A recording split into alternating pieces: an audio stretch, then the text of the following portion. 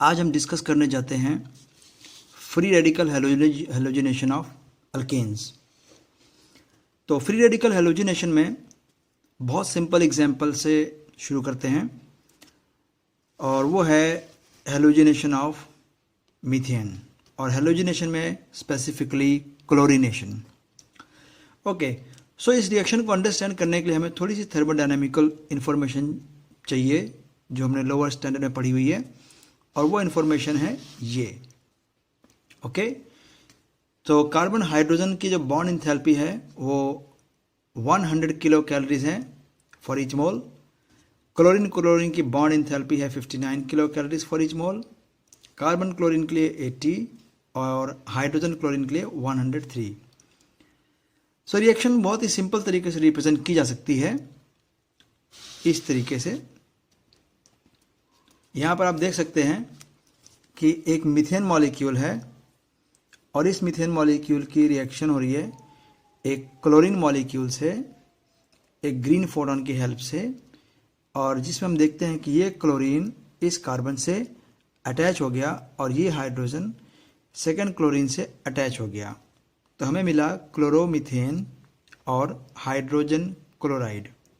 Okay, तो इस reaction को कैसे बिलीव किया गया कि कैसे हो सकती है रिएक्शन, वो बहुत ही सिंपल है कि इन बॉन्ड्स को हमने होमोलिटिकली एज्यूम किया है कि होमोलिटिकली बॉन्ड्स क्लीव हो गए, राइट, होमोलिटिकली डीकम्पोज्ड।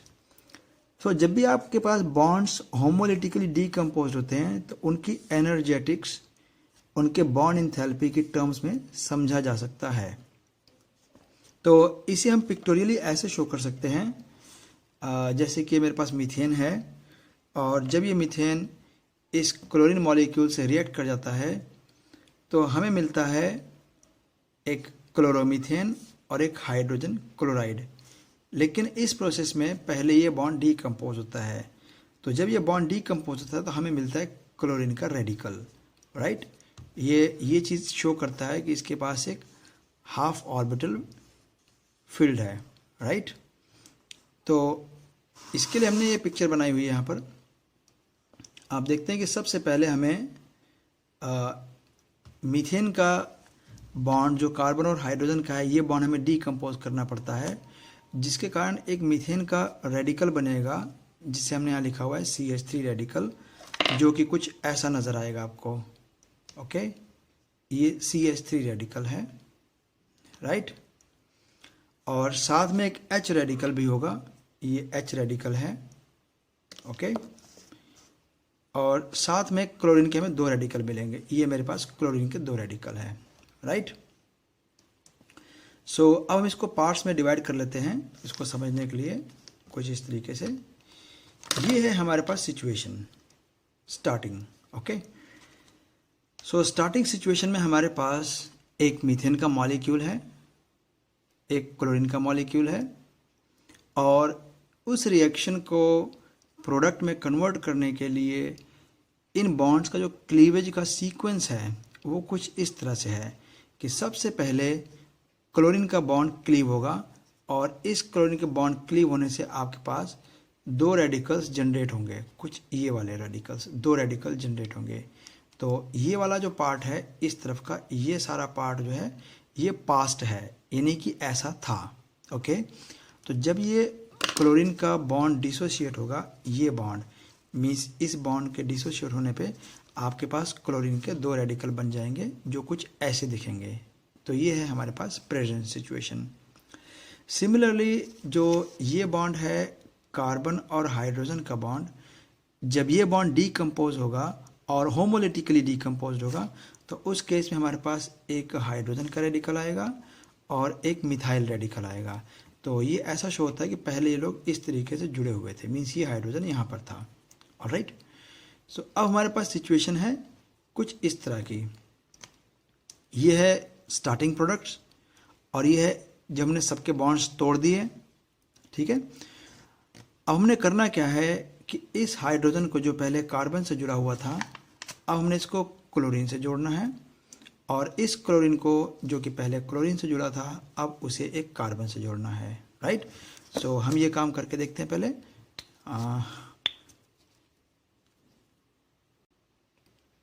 तो हमारे पास अब यहाँ पर देखिए हाइड्रोजन क्लोराइड है, ये हाइड्रोजन, ये क्लोरीन, इसको हम यहाँ रख सकते हैं, हाइड्रोजन क्लोराइड, और ये है क्लोरोमीथेन। ओके। सो इसमें मेनली समझने वाला काम कितना है? समझने वाला काम हमारा बहुत सिंपल है। समझने वाला काम सिर्फ ये है कि आपको ये देखना कौन से बॉन्ड डिसोशिएट हो रहे हैं, कौन से बॉन्ड नए बन रहे हैं। ओके, यही सारा काम करना है ऑर्गेनिक में। सो हम देखते हैं कि ये बॉन्ड डिसोशिएट हो रहा है और इसको डिसोशिएट होने के लिए हमें 100 एनर्जी देनी पड़ेगी। सो वो हम यहाँ पर लिख सकते हैं कि इसको एनर्जी जो जितनी सप्लाई की है वो है 100 किलो कैलोरी। साथ में आपने क्लोरीन क्लोरीन का भी बॉन्ड डिकम्पोज करना है होमोलिटिकली, तो उसके लिए आपको 59 अमाउंट ऑफ एनर्जी सप्लाई करनी पड़ेगी 1 मोल के लिए। और इसके बाद जो इस केस में है, देखो ये जो कार्बन और क्लोरीन का बॉन्ड बन जाएगा, तो कार्बन और क्लोरीन का बॉन्ड बनने पर जो एनर्जी रिलीज होगी वो है 80। तो मैं उस रिलीज्ड को लिखूंगा released 80। Okay, negative means released. Similarly जो H और Cl का जो बॉन्ड बन रहा है इसके केस में, यानी इनके बॉन्ड बनने पर 103 अमाउंट ऑफ एनर्जी वो भी रिलीज होगी, तो यहाँ पे भी -103। और ये सारा सिंपल मैथमेटिक्स सॉल्व आउट करके हमें मिलेगा -24 किलो कैलोरी पर मोल। सो इससे ये चीज़ बहुत ही सिंपली क्लैरिफाइड है कि जो क्लोरीनेशन रिएक्शन है मीथेन का वो एक एक्सोथर्मिक प्रोसेस है, जिसमें 1 मोल क्लोरोमीथेन बनने पर हमारे पास 24 किलो कैलोरी की एनर्जी रिलीज होगी। ऑलराइट, तो पहले हम समझते हैं इसका मैकेनिज्म क्या है क्लोरीनेशन के लिए। तो क्लोरीनेशन के प्रोसेस के लिए 3 स्टेप मैकेनिज्म है, जिसमें जो पहला स्टेप है वो ये है, जिसमें कि आप देखते हैं कि क्लोरीन का एक मॉलिक्यूल एक फोटोन एब्जॉर्ब करेगा, राइट, और हमारे को 2 क्लोरीन के रेडिकल मिल जाएंगे। और इसके लिए जो हमें एंथैल्पी चेंज मिलेगी वो होगा 59 positive sign. Okay, 59 positive kilo calories per mole. That means कि 1 मोल क्लोरीन को डिकम्पोज करने के लिए मुझे 59 अमाउंट ऑफ किलो कैलोरीज की एनर्जी जो है इसमें इन्वेस्ट करनी होगी। सो क्योंकि एक एंडोथर्मिक रिएक्शन है, सो फर्स्ट स्टेप जो है बहुत ही क्रिटिकल है। और because initiation steps which required a only bond broking, right, so जब बॉन्ड इसमें ब्रेक डाउन होंगे वो सिर्फ इनिशिएशन स्टेप में है। और ये जो क्लोरीन है, ये क्लोरीन एक बार डिकम्पोज होने के बाद सेल्फ ड्राइव हो जाते हैं, मीन्स फर्दर हमें इसकी फोटॉन्स की रिक्वायरमेंट नहीं होती। बट इनिशियल स्टेज पे आपको इसे हीट या लाइट इंड्यूस करना पड़ेगा, सनलाइट या कोई और लाइट जिसके फोटॉन्स की एंथैल्पी जो है वो इसके से मैच कर जाए, राइट। सो वो इसको डिकम्पोज कर सकती है। एक बार इसका रेडिकल बन जाता है तो फिर रेडिकल, क्योंकि रेडिकल के पास एक अनपेयर्ड इलेक्ट्रॉन होता है और इसलिए जो रेडिकल्स होते हैं वो हाईली क्या इसे हम कहेंगे मोस्ट रिएक्टिव इंटरमीडिएट्स होते हैं। तो इस चीज़ को हम रिप्रेजेंट कैसे करते हैं, इसे हम रिप्रेजेंट करेंगे इस एरो से। यहाँ से आपने बॉन्ड्स को टच करके एक एरो उठाना है और ये हाफ एरो होना चाहिए, इसे हम हार्पून एरो बोलते हैं। तो सेकेंड एरो आप नीचे से उठा सकते हैं, इसको भी ऊपर से आप शो कर सकते हैं ऐसे, राइट। सो ये शो करता है कि इस बॉन्ड का एक इलेक्ट्रॉन इस क्लोरीन के पास आ गया और दूसरा इलेक्ट्रॉन इस क्लोरीन के पास चला गया, जिससे 2 रेडिकल बन गए, दोनों क्लोरीन अनपेयर्ड इलेक्ट्रॉन के साथ हैं। अब अगले स्टेप में क्या होता है, ये जो रेडिकल है ये एक न्यूट्रल मीथेन मॉलिक्यूल को अटैक करेगा, right, in order to make bond, stable bond. So इस रिएक्शन में आप देखते हैं कि सबसे पहले H और Cl का बॉन्ड बन जाता है, क्योंकि H और Cl का बॉन्ड जो है सबसे हाईली एनर्जेटिक है। जितने बॉन्ड्स यहाँ पे बन रहे हैं सभी बॉन्ड में से हाईली एनर्जेटिक HCl का है। तो इसीलिए इस केस में क्या होता है कि एक आपके पास बॉन्ड यहाँ पर HCl का बन जाता है। अब बड़ा ही क्लियर है यहाँ पे अगर आप देखेंगे तो यहाँ से कोई बॉन्ड जो टूट रहा है वो CH का बॉन्ड टूट रहा है, और Cl रेडिकल जो ऑलरेडी टूट चुका था वो सिर्फ जुड़ेगा इसके साथ में और एक HCl का बॉन्ड बनेगा। तो डेफिनेट सी बात है कि मैं इसके लिए जो डेल्टा H कैलकुलेट करूँगा, और डेल्टा H स्टैंडर्ड वैल्यू, ये भी स्टैंडर्ड है, वो कैसे होगा, जितनी मुझे एनर्जी इसको लगी डीकम्पोज करने में, विच इज़ +100, और जब ये बन गया बॉन्ड HCl का, तो ये एनर्जी रिलीज हुई, मीन्स -103, जो क्या था -3, okay, -3 units kilo calories per मोल।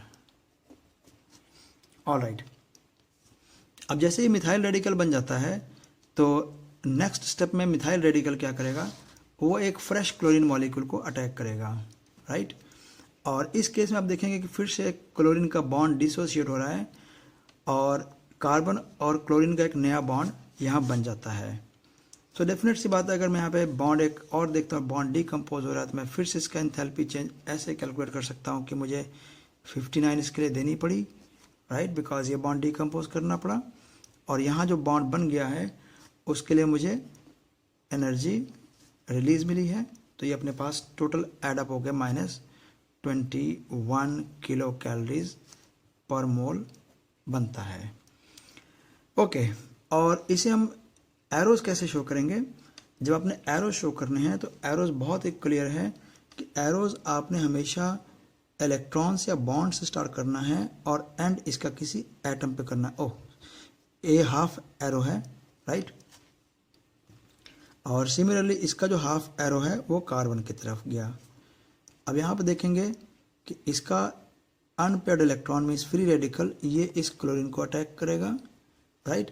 ये एरो सिर्फ ये इंडिकेट करता है कि ये इलेक्ट्रॉन यहाँ से यहाँ जा रहा है, राइट। सो सिमिलरली इस क्लोरीन का अटैक इलेक्ट्रॉन इसके ऊपर आ गया, राइट, तो अब वो इलेक्ट्रॉन शेयर्ड नहीं रहा। सो डेफिनेट सी बात है, हमें ये रिजल्ट मिल गया। ओके, अब फाइनल स्टेप बहुत ही सिंपल है। आप देखेंगे कि यहाँ पर क्लोरीन का रेडिकल जनरेट हुआ है, और ये रेडिकल जो जनरेट हुआ है ये किसी प्रीवियस रेडिकल से कंबाइन होकर क्लोरीन मॉलिक्यूल बना सकता है। दूसरा ऑप्शन ये भी है कि ये क्लोरीन का जो रेडिकल था वो किसी मिथाइल के रेडिकल से जो कि प्रीवियसली बन चुका था उससे कंबाइन होकर ये हो सकता है क्लोरोमीथेन। और एक ऑप्शन ये भी है कि 2 मिथाइल रेडिकल्स भी कंबाइन हो सकते हैं और ये दोनों मिलकर के इथेन मॉलिक्यूल बन सकते हैं। इंटरेस्टिंग फैक्ट नोट करने वाला ये है कि ये जो 2 स्टेप हैं, सब स्टेप्स, इन स्टेप्स को हम बोलते हैं propagation step, right. Propagation step में एक न्यूट्रल मॉलिक्यूल रेडिकल से कंबाइन होगा और आपके पास एक न्यूट्रल मॉलिक्यूल और रेडिकल ही बनेगा। जो रेडिकल यहाँ पर बनेगा वही रेडिकल अगले स्टेप में फिर से कंबाइन हो जाएगा, और उस स्टेप में जो रेडिकल बनेगा वो पहले स्टेप की तरह फिर से कंबाइन होगा। तो मीन्स कि ये स्टेप जो है साइकिल बाय साइकिल चलता रहेगा, जिससे आपके पास रेडिकल भी जनरेट होता जाएगा और प्रोडक्ट भी जनरेट होता जाएगा। तो ये स्टेप कहलाता है प्रोपगेशन स्टेप। जो सबसे पहला स्टेप है, पहला स्टेप हमारे लिए बनता है इनिशिएशन स्टेप। इस स्टेप का स्टोइकियोमेट्रिकली बैलेंस होना कोई ज़रूरी नहीं है, क्योंकि आपको सिर्फ इसको इनिशिएट करना है। जस्ट एक रेडिकल आपके पास जनरेट हो गया, क्लोरीन रेडिकल अगर, तो वो जनरेटेड रेडिकल अगले स्टेप में प्रोपगेशन स्टेप से वो ऑटोमेटिकली प्रोडक्ट जनरेट करता जाएगा। इसलिए इसका सनलाइट के साथ सिर्फ इतना ही लिंक है कि आपके पास एक रेडिकल जनरेट होना चाहिए बस। अब चाहे वो आधे मोल हो, चाहे 1/4 मोल हो, चाहे 10% ही हो, बट रेडिकल जनरेट होना चाहिए एक बार। उसके बाद सेकंड स्टेप अपने आप ही रेडिकल जनरेट कर सकता है, राइट। और जो फाइनल स्टेप है जिसमें कि हमारे पास ये 3 डिफरेंट पॉसिबल पाथ बताए गए हैं कि ये भी 3 पॉसिबिलिटीज़ हैं, इस स्टेप को हम बोलते हैं टर्मिनेशन स्टेप। तो इस स्टेप में हम देखते हैं कि कोई भी 2 रेडिकल मिल करके एक न्यूट्रल मॉलिक्यूल बनेगा। बहुत स्पेशल है। जो टर्मिनेशन स्टेप है वो इनिशिएशन के अपोजिट है। इनिशिएशन में न्यूट्रल मॉलिक्यूल से आपके पास 2 रेडिकल बनते हैं, जबकि टर्मिनेशन स्टेप में आपके पास 2 रेडिकल से एक न्यूट्रल मॉलिक्यूल बनता है। ओके, सो अब हम इन सभी डेटास को ग्राफिकली भी देखते हैं कि ग्राफिकली इसे कैसे रिप्रेजेंट कर सकते हैं। तो वो रिएक्शन प्रोफाइल कुछ इस तरीके से नज़र आता है, जिसको कि आप मैच कर सकते हैं। देखिए, अगर आप इस स्टेप में देखेंगे तो जो प्रोपोगेशन स्टेप है, प्रोपोगेशन स्टेप में सबसे पहले हमें मिथाइल रेडिकल मिलता है, और ये स्टेप जो है, प्रोपोगेशन स्टेप जो है, वो एक एक्सोथर्मिक है।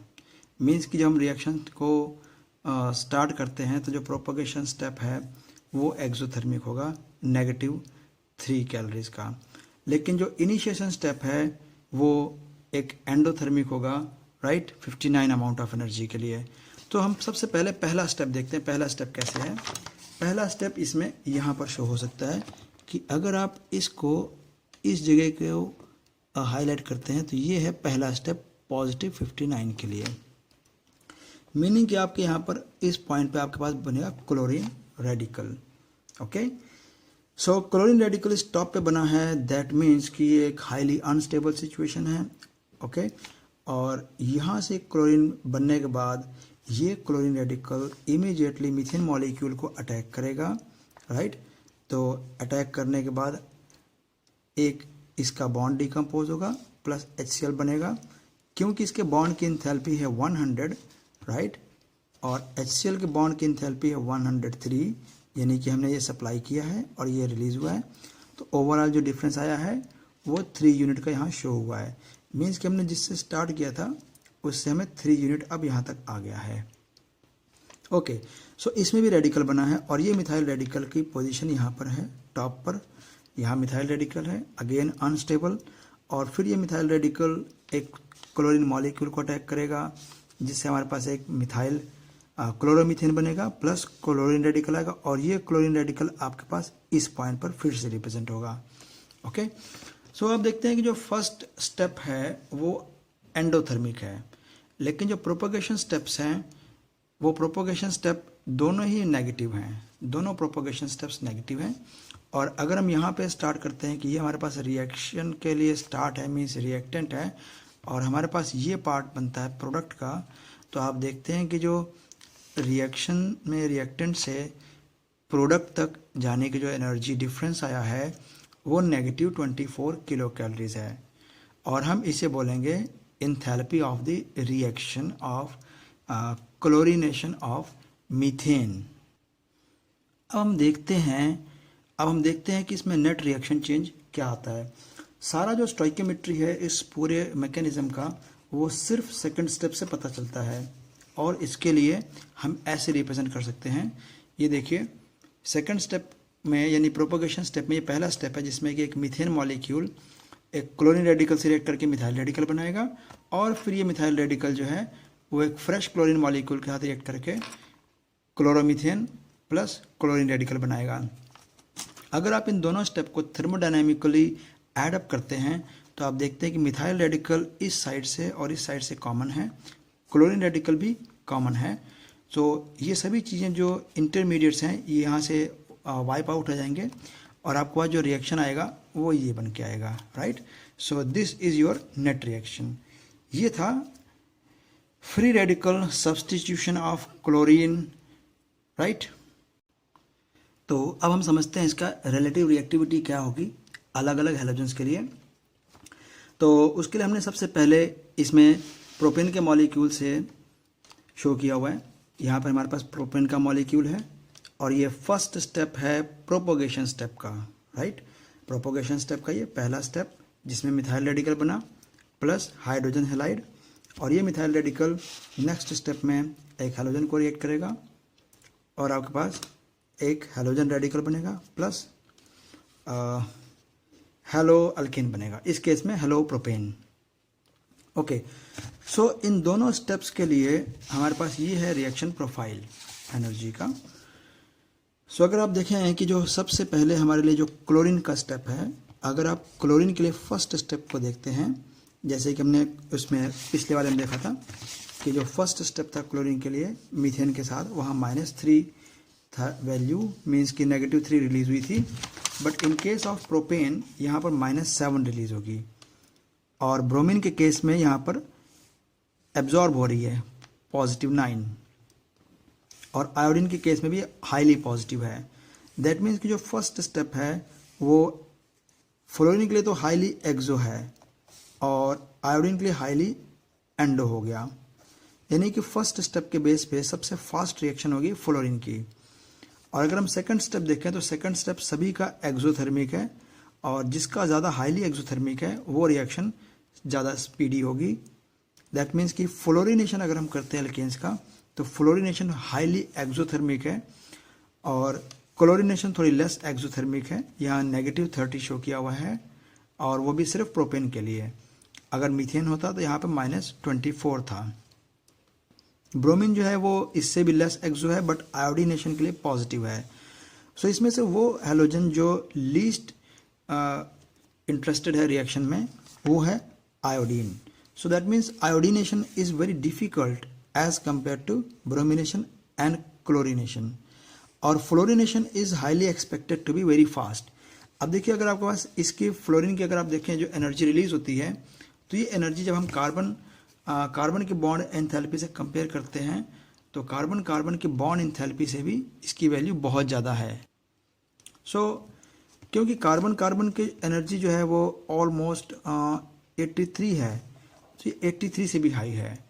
दैट मीन्स कि अगर मैं फ्लोरिनेशन करता हूँ अल्केन्स की, तो कार्बन कार्बन के बॉन्ड भी डिकम्पोज हो सकते हैं, इसीलिए हमारे पास डायरेक्ट फ्लोरिनेशन पॉसिबल नहीं है। Okay, so it is not recommended. So अब हमारे पास क्वेश्चन है कि out of these 3 which one is better one. So इसका सही आंसर है हमारे पास कि इन दोनों में से bromination is much better as compare to chlorination. उसका कारण ये है कि अगर आप इन दो ग्राफ्स को देखें, जिसमें से ब्लू ग्राफ क्लोरिनेशन के लिए है और ग्रीनिश ग्राफ जो है वो ब्रोमिनेशन के लिए है, तो आप देखते हैं कि जो क्लोरिनेशन है इसका फर्स्ट स्टेप मीन्स यहाँ से मुझे दिख रहा है कि नीचे आने के लिए ये एक्सोथर्मिक है, राइट, ये एक्सोथर्मिक है। जैसा कि हमने यहाँ पे दिखाया था कि क्लोरिनेशन का फर्स्ट स्टेप एक्सो है, बट ब्रोमिनेशन का फर्स्ट स्टेप हो गया एंडोथर्मिक, राइट। तो आप देखते हैं कि ब्रोमिनेशन के केस में यहाँ से ग्राफ इस साइड जाता है, यानी कि ब्रोमिनेशन का पहला स्टेप हो गया एंडोथर्मिक। अब एंडोथर्मिक होने का मतलब ये हो गया कि अगर आप देखें तो ये रिएक्शन थोड़ा स्लो होगा। फॉर एग्जांपल, अगर आपके पास एक बाइसिकल है तो आप बाइसिकल अप हिल लेके जाते हैं, अप हिल, राइट। सो बाइसिकल स्लो मूव करेगा, दैट मीन्स यहाँ पर रिएक्शन का रेट काफ़ी स्लो होगा। इसका एक इंडिविजुअल ग्राफ हमने यहाँ पर शो किया हुआ है। यहाँ पर भी आप देख सकते हैं कि ब्रोमिनेशन का पहला स्टेप जो है वो एंडोथर्मिक है। अब जो सेकंड स्टेप है, अगर आप सेकंड स्टेप देखेंगे तो सेकंड स्टेप आप देखते हैं कि क्लोरिनेशन का -23 है और ब्रोमिनेशन का -22 है। दैट मीन्स कि ब्रोमिनेशन का सेकंड स्टेप इतना एक्सो भी नहीं है जितना कि क्लोरीन का है। इसका ये भी मीनिंग होता है कि ब्रोमिनेशन का सेकंड स्टेप भी क्लोरिनेशन के सेकंड स्टेप से स्लो होगा। तो उसे हम यहाँ पे शो करते हैं स्टीपर ग्राफ से। ये देखिए, अगर आपके पास क्लोरिनेशन है तो आप देखते हैं इसका ग्राफ बिल्कुल स्टीपली नीचे आता है, मीन्स हाईली एक्सो। तो ब्रोमिनेशन का ग्राफ वहीं पर थोड़ा सा लेस स्टीपर होगा, मीन्स थोड़ा सा लेस एक्सो है। एक्सो दोनों ही हैं बट ये लेस है। सो दैट मीन्स कि ब्रोमिनेशन और क्लोरिनेशन में से bromination is much slower then chlorination. तो इसका हमें बेनिफिट क्या हुआ? ओके, सो बेनिफिट ये है कि अगर आप एक ऐसा मॉलिक्यूल लेते हैं जैसे कि प्रोपेन है। अब प्रोपेन मॉलिक्यूल में हमारे पास क्योंकि 3 कार्बन हैं, तो इसमें मेरे पास जो प्रोबेबिलिटी है रेडिकल बनने की वो एक तो सेकेंडरी कार्बन से है और एक प्राइमरी कार्बन से है। तो अगर आप ब्रोमिनेशन करते हैं तो आप देखते हैं कि ब्रोमिनेशन में जो सेकेंडरी सब्सटीट्यूशन है वो 96% बनती है, मींस ये प्रोडक्ट आपके पास एक्सक्लूसिव आ जाता है, राइट। और अगर आप देखते हैं मोनो वाले केस में, मींस कि जब सिंगल रेडिकल बनता है तो ये 4% है। वहीं पर अगर आप क्लोरिनेशन देखते हैं तो क्लोरिनेशन में सेकेंडरी प्रोडक्ट और प्राइमरी प्रोडक्ट का परसेंटेज काफ़ी क्लोज रहता है। दैट मीन्स कि फर्स्ट ऑफ ऑल रीज़न क्या है? रीज़न ये है कि क्योंकि क्लोरिनेशन फास्ट है, सो इसीलिए जब एक बार रेडिकल बन जाता है तो रेडिकल फर्स्ट कार्बन पे भी अटैक करेगा, मीन्स प्राइमरी रेडिकल बनेगा या सेकेंडरी बने, किसी पर भी अटैक बहुत जल्दी होगा। लेकिन क्योंकि ब्रोमिनेशन के स्टेप्स स्लो हैं तो इसीलिए स्लो स्टेप का मीनिंग हो गया ज़्यादा टाइम पीरियड लगेगा। तो ज़्यादा टाइम पीरियड लगने की वजह से क्या होता है, प्राइमरी रेडिकल का लाइफ टाइम कम होता है और सेकेंडरी का लाइफ टाइम ज़्यादा होता है, क्योंकि सेकेंडरी ज़्यादा स्टेबल है, मीन्स सेकेंडरी का लाइफ टाइम ज़्यादा है। सो सेकेंडरी की जो पॉपुलेशन है वो मोर अवेलेबल होती है अटैक के लिए, राइट। सो इसलिए सेकेंडरी इसमें मेजर प्रोडक्ट बनता है और इस हद तक एक्सक्लूसिव है कि आपको इसे सेपरेट नहीं करना पड़ता फिजिकल मेथड से। अगर आप इसमें देखेंगे तो आपके पास दोनों का परसेंटेज ऑलमोस्ट इक्वल है, दैट मीन्स आपके पास ये ऑलमोस्ट इम्प्योर आ गया, आपके पास 50% प्रोडक्ट तो वेस्ट हो गया। अगर आपको 2 क्लोरोप्रोपेन चाहिए तो आपके पास 1 क्लोरोप्रोपेन उसके इक्वल अमाउंट में आ गया, दैट मीन्स कि यहाँ पर एक बहुत लंबी चौड़ी वेस्टेज होगी। ओके, सो इस तरह का जो एक्सक्लूसिव प्रोडक्ट बनता है इसे हम बोलते हैं रीजियो सेलेक्टिविटी। सो regio selectivity, right, regio selectivity. Okay, या हम इसे कह सकते हैं कि जो ब्रोमिनेशन है वो रीजियो कंट्रोल है। रीजियो कंट्रोल का मतलब हो गया कि आपके पास जब एक से ज़्यादा आइसोमर बनने के चांसेस हैं तो उसमें से एक आइसोमर के ऊपर अपना कंट्रोल रखना वो कहलाता है रीजियो कंट्रोल, और सेलेक्टिवली एक आइसोमर का ज़्यादा अमाउंट बन जाना कहलाता है रीजियो सेलेक्टिविटी। सो ब्रोमिनेशन जो है वो रीजियो सेलेक्टिव है, रीजियो कंट्रोल है, जबकि क्लोरिनेशन जो है वो रीजियो सेलेक्टिव या रीजियो कंट्रोल नहीं है। ओके।